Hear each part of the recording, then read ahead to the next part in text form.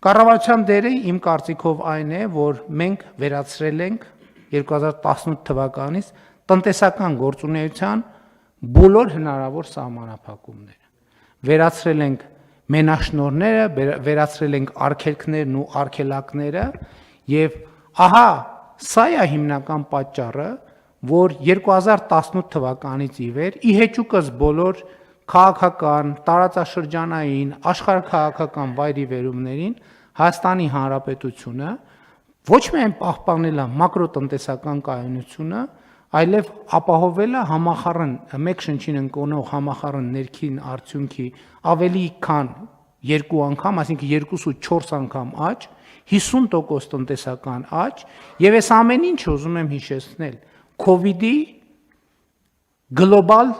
եւ բնականաբար նաեւ հայաստանյան ռեցեսիայի պայմաններում։ Եվ ուզում եմ ընդգծել, որ սրանում առաջին հերթին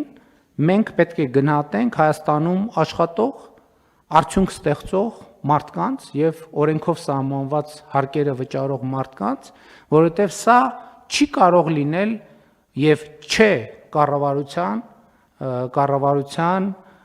ձեռքբերումը, սա կառավարության եւ քաղաքացիների համագործակցության ձեռքբերում է։ Այսինքն մենք ստեղծել ենք, մենք մարդկանց ասել ենք, չկա տնտեսական գործունեության որևէ սահմանափակում եւ այդ բանաձևը տվել է իր կոնկրետ արդյունքները, որոնք արտահայտվել են առաջին հերթին տնտեսության, բայց պիտի հիմա այս հաջորդիվ կանդրադառնամ նաեւ քաղաքականության մեջ։